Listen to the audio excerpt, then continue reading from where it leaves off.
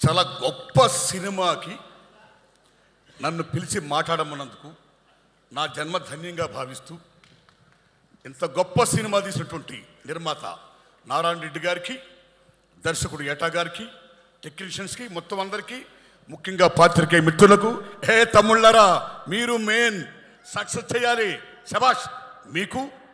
ఇక్కడ ఒక పెద్ద ఆయన ఉన్నాడు, ఆయన కామారెడ్డి ఎమ్మెల్యే గారు.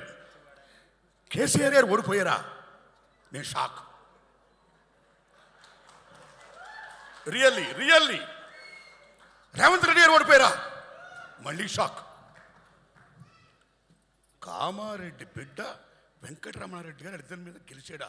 అమ్మని అమ్మ ఎవడైనా ఆయన చూడాలరా బాబు అనుకున్నా, నిజంగా చూడాలనుకున్నా. తెలుసో సార్ కానీ ఒక్కసారి చూడాలనిపించింది. ఈ రజాకార్ దయ వల్ల వారిని చూసా. శబాష్ వారికి.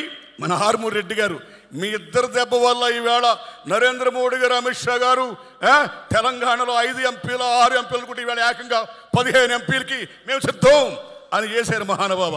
ఓకే, వందనాలు మీకు, ధన్యవాదాలు మీకు. మిత్రులారా, ఫస్ట్ ఒక పాప ఎవరో సర్దార్ వల్లభాయ్ పటేల్ జిందాబాద్ ఉంది. శబాష్. అమ్మ ఎవరు? వై? బికాస్ భారతదేశంలో 567 పైగా సంస్థానాలుంటే ఆ రోజుల్లో ముఖ్యంగా కశ్మీర్, జునాగఢ్, ట్రావెన్కోర్, నిజాం స్టేట్, ఈ నలుగురు కూడా మేం భారతదేశంలో విలీనం కావు. Junagadh and Nizam state, we want to join in Pakistan. Travancore మేము సొంతంగా ఉండదలుచుకున్నాం. కశ్మీర్ మేము సొంతంగా ఉండదలుచుకున్నాం అని క్లాష్ వస్తే ఇండియా ముక్కలైపోద్దా, చిన్న భిన్నమైపోద్దా, ఏమైపోద్ది భారతదేశం అని తాపత్రయపడుతున్న దోషుల్లో లార్డ్ మౌంట్ బాటన్ నుంచి బ్రిటిష్ వాళ్ళందరూ కూడా బ్రిటిష్ రూల్ చేయకపోతే ఇండియా ముక్క చెక్కలైపోద్దని ఎదురు చూస్తున్న తరుణంలో జవహర్లాల్ నెహ్రూ గారితో కొట్లాడిన ధీరాది ధీరుడు సర్దార్ వల్లభాయ్ పటేల్. అప్పుడు నెహ్రూ ప్రధానమంత్రి, సర్దార్ వల్లభాయ్ పటేల్ ఉప ప్రధాని, హోమ్ మినిస్టర్. మిస్టర్ నెహ్రూ, ఇప్పుడు కన్నా ఈ కన్నా మనం విలీనం చేయకపోతే we are going to lose our nation, Hinduism country, India మొత్తం పోతే. నువ్వు చేస్తావా, నన్ను చేయమంటావా అని పటేల్ గారు అడిగితే నెహ్రూ అలగపూనాడు. అలగపూనప్పుడు నువ్వు అలగపూనుతున్నావు, very sorry, I'm going to resign my post అన్నాడు పటేల్. సర్దార్ వల్లభాయ్ పటేల్ అంటే మీరు నమ్మండి, ప్రైమ్ మినిస్టర్ ఆఫ్ ఇండియా కావాల్సినోడు. 16 ఓట్లు ఆయనకు వచ్చాయి, జస్ట్ 4 ఓట్లు నెహ్రూ గారికి వచ్చాయి. నోట్ మహాత్మా గాంధీ వల్ల చివరికి సర్దార్ వల్లభాయ్ పటేల్ గారు ఉప ప్రధాని అయ్యాడు, జవహర్లాల్ నెహ్రూ ప్రైమ్ మినిస్టర్ అయ్యాడు. That is Sardar Vallabhbhai Patel. ఆ సర్దార్ వల్లభాయ్ పటేల్ గారు నేను రాజీనామా చేస్తాను అన్నాడు ఆయన. Nehru shock. Okay, you do it అన్నాడు ఆయన. ఎస్ అని, మిస్టర్ పటేల్ కశ్మీర్ జోలికి పోకు, కశ్మీర్ నాకు వదిలే అన్నాడు ఆయన. వై? ఇంకన్నీ మీకు తెలుసు, అదో పెద్ద సినిమా, మళ్ళీ ఏటా గారికి సినిమా తీస్తాడు ఆయన, అల్లూరుగా తీస్తారు లేకపోతే, రైట్? అప్పుడు మీరు నమ్మండి మిత్రులారా, నిజాం స్టేట్ని తెలంగాణ రైతాంగ సాయుధ పోరాటం, సుద్దాల అశోక్ గారు ఏం రాశాడు, ఈ తమ్ముడు భీమ్ ఏం పాటలు మ్యూజిక్ చేశాడు, భారతీ ఉయ్యాలు ఏం పాటలు ఇంకో తమ్ముడు రాశాడు. గొప్ప మ్యూజిక్ ఇచ్చావే భీమ్, నీ జన్మ ధన్యం. తెలంగాణ రజాకార్ మామూలు సినిమా కాదు ఇది, శబాష్ మ్యూజిక్, రైట్? నిజంగా నాకు ఎక్కడ ఆనందం ఇస్తుందంటే, గూడూరు నారాయణ రెడ్డి గారు, ఈ బిలాంగ్స్ టు బీజేపీ, రైట్? ఈ బీజేపీ వాళ్ళకి కొంచెం ఎర్ర జెండా అంటే కొంచెం ఎక్కడో చిన్న పీకుడు పెద్ద పీకుడే. కాబట్టి వాళ్ళెందుకు మనం ఫోకస్ చేయాలి అనే భావం లేకుండా, సినిమా అంటే సత్యం, సత్యాన్ని చాటి తెప్పేది సినిమా. That is the greatest of Telugu film industry. భారతదేశంలో కదా ప్రపంచంలోనే చారిత్రాత్మక సినిమాలు తీయాలన్నా, పౌరాణిక సినిమాలు తీయాలన్నా, సోషల్ తీయాలన్నా, ఇలాంటి హిస్టారికల్ ఫిల్మ్ తీయాలన్నా తెలుగు గడ్డ. That is the greatest of Telugu. సత్యం జనాన్ని చెప్పడం. అందులో ఈవేళ గూడూరు నారాయణ రెడ్డి గారు ఈ రజాకార్ సినిమా తీయడం అనేది ఆషామాషి కాదు, నిజంగా గట్స్ కావాలి.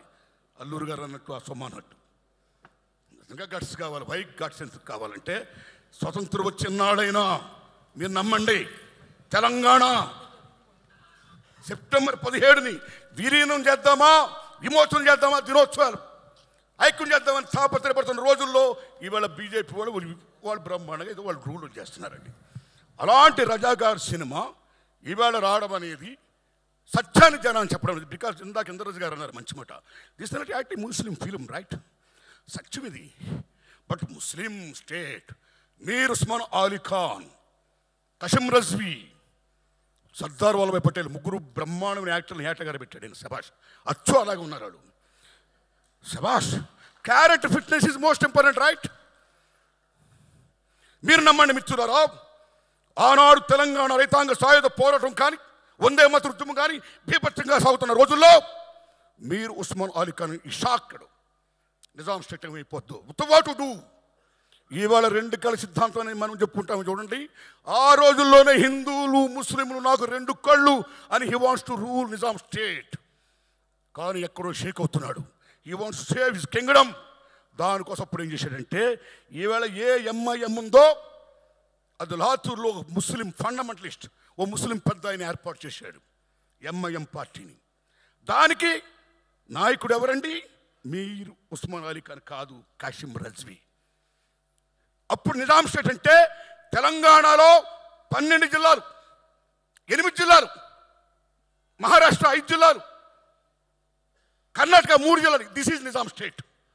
అప్పుడు కాసిం రజ్వీని పిలిపించి నా సామ్రాజ్యాన్ని నువ్వు కాపాడు, ఏం చేస్తావు చెయ్యన్నాడు ఆయన. అప్పుడు ఆయన రజాకార్ అనే ఒక సంస్థను ఏర్పాటు చేశాడు. What is the meaning of Razakar? ముస్లిం మత సేవకుడు, ముస్లిం మత పరిరక్షకుడు. వారి పరిరక్షకాస్ ఆఫ్ ముస్లిమ్స్. ఇస్లాం స్టేట్ కావాలి అని రజాకార్ని మొత్తం సైన్యాన్ని ఏర్పాటు చేశాడు. They came from where? From Iran, Iraq, Pakistan, Afghanistan, Bihar, UP. ఈ ప్లేస్ నుంచి 2 లక్షల మంది రజాకారులు. అక్కడి నుంచి రజాకారులు ఏం చేశారు, ఏం వాగడాలు చేశారు. ఆ రోజుల్లో, ఆ 10 ఏళ్లలో ఈవేళ తెలంగాణ గుండెకాయని ఎలా గుణపాలతో గుచ్చారు, తెలంగాణ గుండెల మీద ఎలా కుంపట పేల్చారు, తెలంగాణ తెలని భాషని, సంస్కృతిని, సమస్తాన్ని కూడా ఎలా పిప్పు చేశారు అనేది మన తమ్ముడు ఆల్రెడీ సినిమాలో చూపించాడు.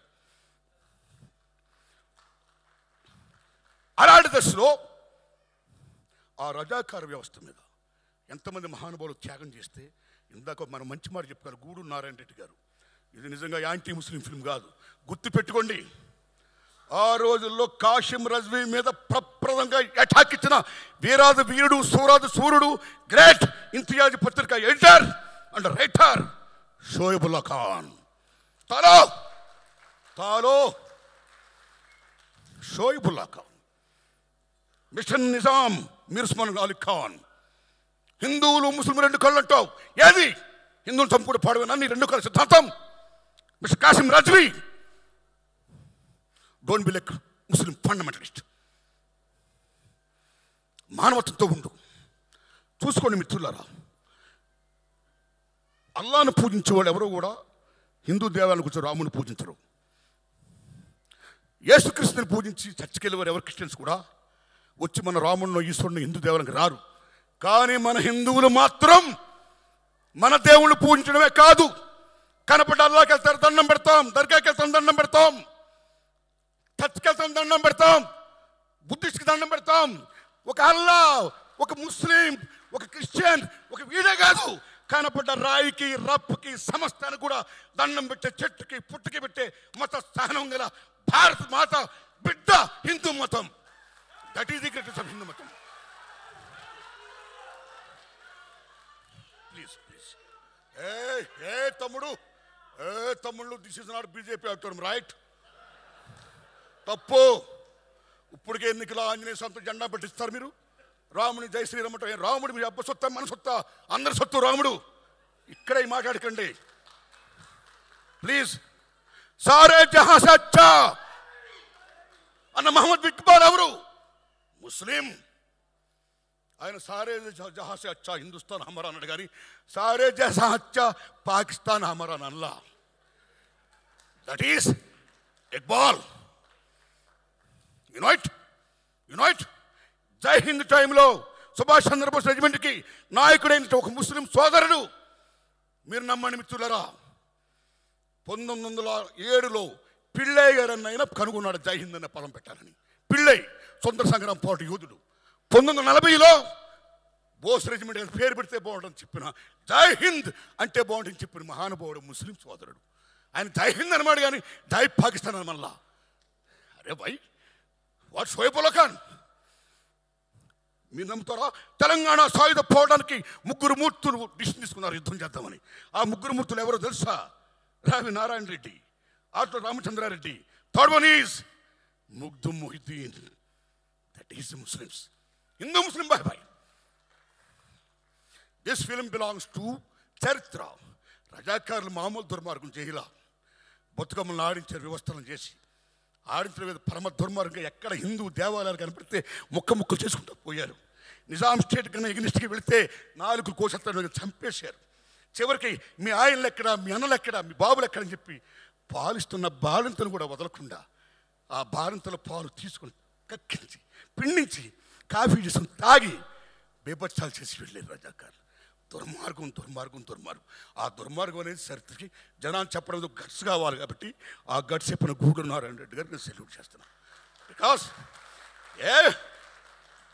ఎవడైనా మతాన్ని పూజించుకోవచ్చండి, but don't be like fundamentalist. మత పిచ్చోళ్ళు మనం కావద్దు. We are secularist, we are Indians. భారత మాతకి జై, రైట్?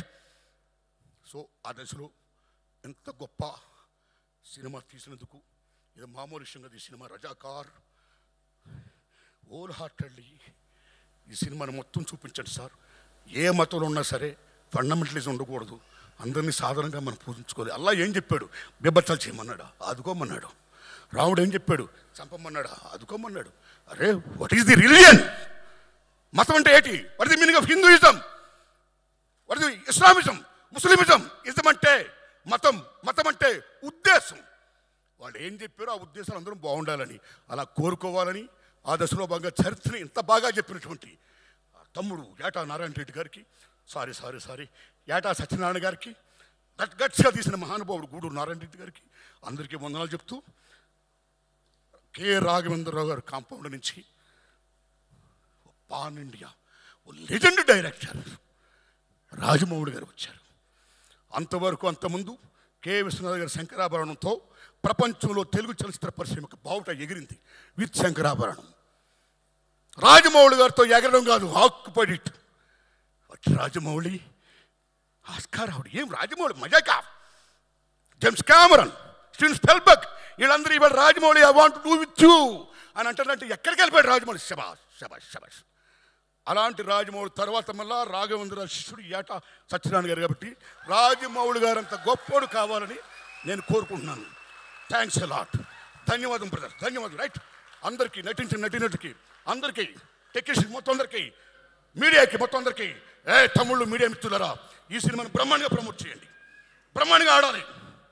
అయ్యా గూడూరు నారాయణ రెడ్డి గారు ఒక ప్రెస్ మీట్ పెట్టండి.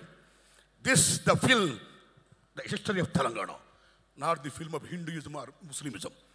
My friends, we Indians, come and see the film and support it అని చెప్పండి మీరు. రైట్? నమస్కారం తమ్ముళ్ళరా, ధన్యవాదం మీకు. Thanks a lot.